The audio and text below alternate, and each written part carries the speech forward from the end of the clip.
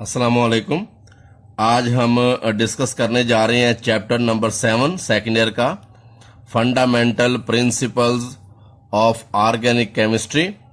और हम इसमें इंट्रोडक्शन देखेंगे कि हमारे पास इस चैप्टर के इंट्रोडक्शन में हमें क्या डिटेल बताई गई है। तो गौर करें, more than 200 years ago, chemist 200 साल पहले जो केमिस्ट थे, क्लासिफाइड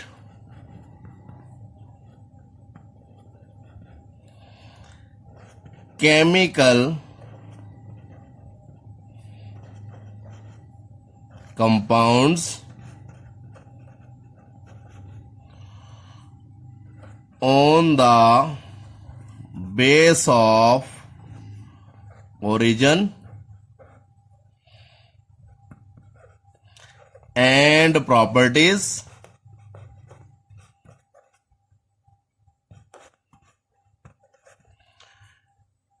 into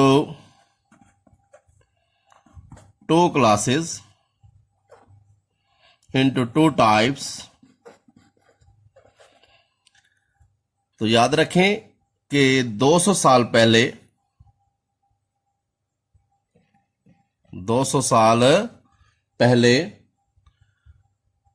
जो केमिस्ट थे, उन्होंने केमिकल कंपाउंड को दो टाइप्स में क्लासिफाई किया। उन्होंने बताया कि ओरिजिन और प्रॉपर्टीज की बेस पर जो केमिकल कंपाउंड हैं वो दो तरह के हैं। किसकी बेस पर बताए गए? ओरिजिन की बेस पे, कि वो उनकी ओरिजिन क्या है कंपाउंड्स की और उनकी प्रॉपर्टीज क्या हैं। तो ओरिजिन और प्रॉपर्टीज की बेस पर केमिकल कंपाउंड को दो टाइप्स में क्लासिफाई किया गया। तो वो देखते हैं दो टाइप्स कौन सी हैं। तो एक कंपाउंड की जो टाइप थी वो थे ऑर्गेनिक कंपाउंड,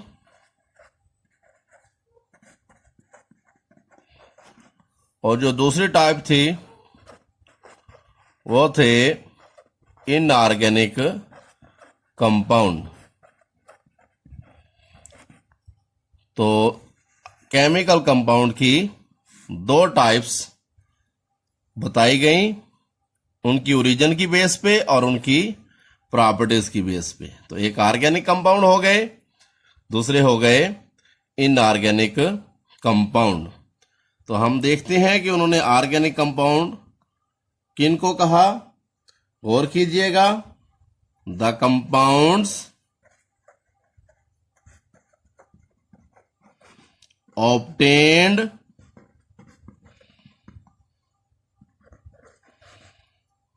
फ्रॉम, ऐसे कंपाउंड जो हासिल होते हैं, नंबर 1 लिविंग थिंग्स से, जिंदा चीजों से, प्लांट से, एनिमल्स से। तो उनका यह मानना था कि जो कंपाउंड लिविंग थिंग्स से, प्लांट से और एनिमल से हासिल होते हैं वो ऑर्गेनिक कंपाउंड माने जाते हैं। मिसाल के तौर पर जैसे हम ले लेते हैं बटर को, मक्खन को, तो ये एनिमल से हासिल होता है। कॉटन को, ये प्लांट से हासिल होते हैं। ग्लूकोज को, ये प्लांट से हासिल होते हैं। सिल्क को, ये भी प्लांट से हासिल होते हैं। अब बटर, कॉटन, ग्लूकोज, सिल्क, इनको ऑर्गेनिक कंसीडर किया जाता था on the base of their origin and properties. और ऑर्गेनिक इनको कंसीडर किया जाता था जो लिविंग थिंग से हासिल होते थे, प्लांट से हासिल होते थे, एनिमल से हासिल होते थे, जैसे कि बटर है, कॉटन है, ग्लूकोज है, सिल्क वगैरह है। तो इनको ऑर्गेनिक कंपाउंड कंसीडर किया जाता था। तो जबकि इनऑर्गेनिक कंपाउंड किनको कंसीडर करते थे? इनऑर्गेनिक कंपाउंड, द कंपाउंड, ये वो कंपाउंड हैं ऑब्टेन्ड,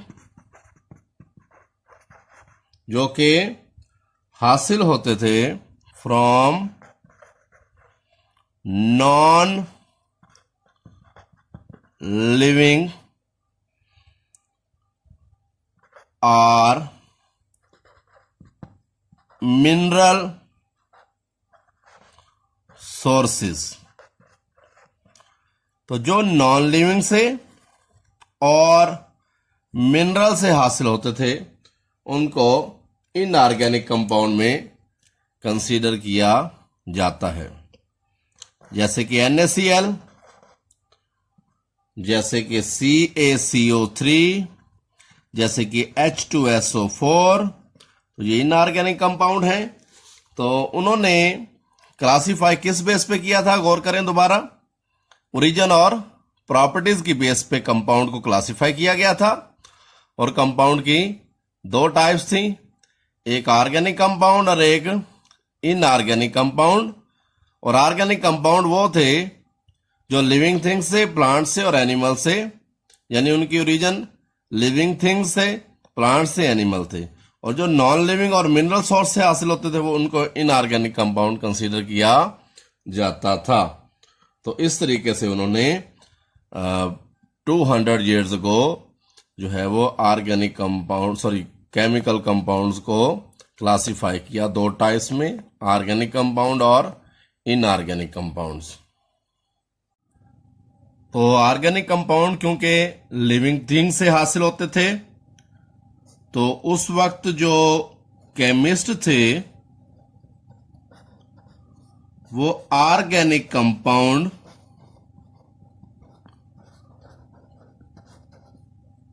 तैयार करने में कामयाब ना हो सके। तो उनका ये मानना था कि ऑर्गेनिक कंपाउंड कभी भी तैयार नहीं किए जा सकते इनऑर्गेनिक सब्सटेंसेस से, ये सिर्फ और सिर्फ लिविंग चीज़ों से हासिल होते हैं। तो उनका ये मानना था कि ऑर्गेनिक कंपाउंड तैयार नहीं किए जा सकते। तो तब 1815 में एक साइंटिस्ट था जिसका नाम था बर्जीलियस, और बर्जीलियस ने वाइटल फोर्स थ्योरी पेश की। और ये थ्योरी क्या कहती है? बर्जीलियस ने क्या थ्योरी पेश की? गौर करें। तो बर्जीलियस का अगर मैं बहुत सिंपल बताऊं तो उसका ये मानना था कि ऑर्गेनिक कंपाउंड सिर्फ और सिर्फ जो है वो लिविंग थिंग से हासिल होते हैं या लिविंग थिंग से बनाए जाते हैं। लिविंग चीज़ों से जो चीज़ें हासिल होती हैं उनसे बनाए जा सकती हैं। इनऑर्गेनिक मटेरियल से लेबॉरेटरी में तैयार नहीं किए जा सकते। तो थ्योरी क्या कहती है? According to vital force theory, इस थ्योरी के मुताबिक ऑर्गेनिक कंपाउंड, जो ऑर्गेनिक कंपाउंड है वो can be manufactured only and only by and within the living things। तो वाइटल थ्योरी के मुताबिक organic compound can be manufactured, इनको तैयार किया जा सकता है only by and within the living thing, यानी जिंदा चीजों से या जिंदा चीजों में ये तैयार होते हैं। लेबोरेटरी में तैयार नहीं होते। एंड दीज कंपाउंड्स, उनका ये मानना था कि ये जो कंपाउंड्स हैं कैन नेवर बी सिंथेसाइज्ड, इनको कभी तैयार नहीं किया जा सकता फ्रॉम इनऑर्गेनिक मटेरियल। तो बर्जीलियस के मुताबिक ऑर्गेनिक कंपाउंड को कभी भी इनऑर्गेनिक मटेरियल से तैयार नहीं किया जा सकता इन लेबोरेटरी में।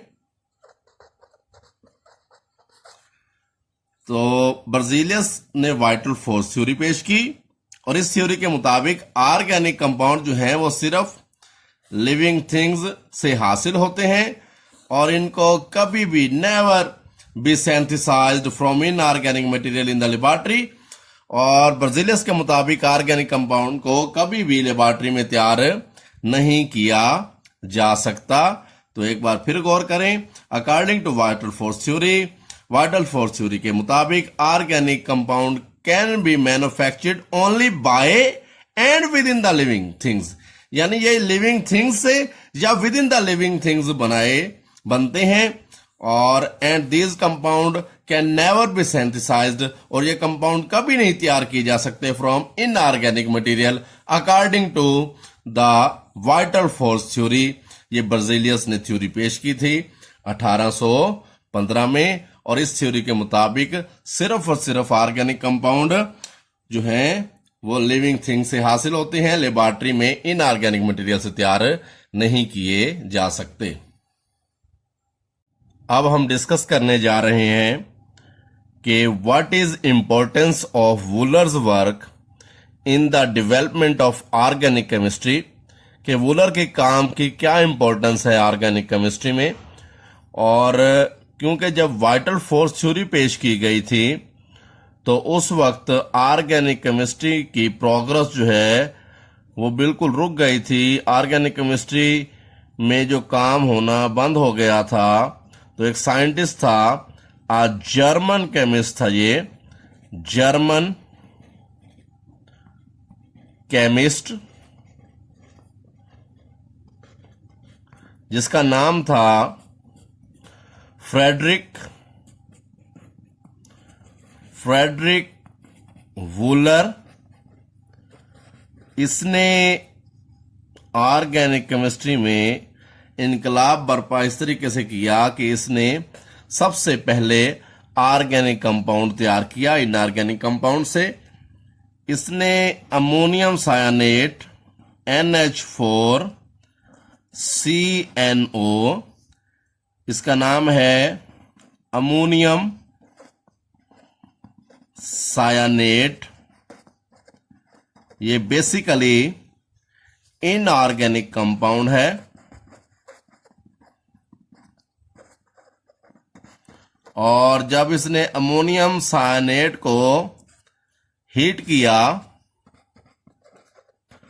तो ये चेंज हो गया यूरिया में, C double bond O single bond NH2 single bond NH2। इसको आप ऐसे भी लिख सकते हैं NH2 twice CO।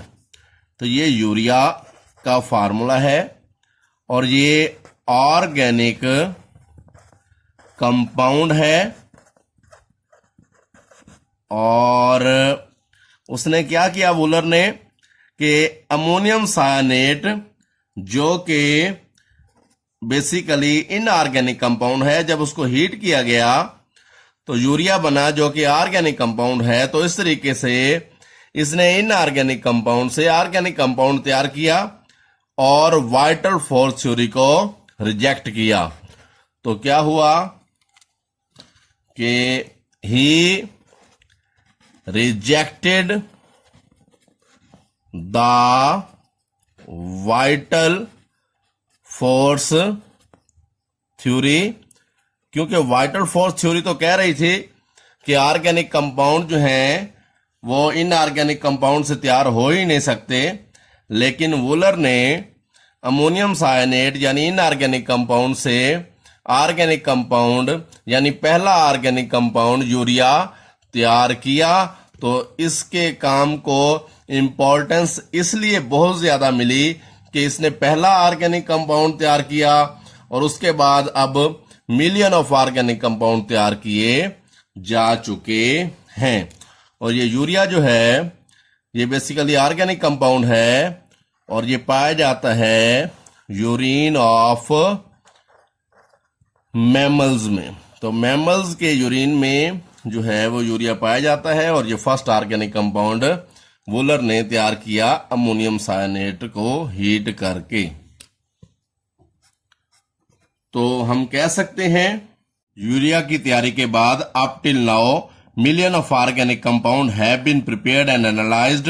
Million of organic compound तैयार किए जा चुके हैं। In this way organic chemistry made progress by leaps and bound. इस तरीके से ऑर्गेनिक केमिस्ट्री ने दिन दुगनी रात चुगनी तरक्की की। यूरिया की फॉर्मेशन के बाद मिलियन ऑफ ऑर्गेनिक कंपाउंड तैयार हुए। अल्लाह हाफिज।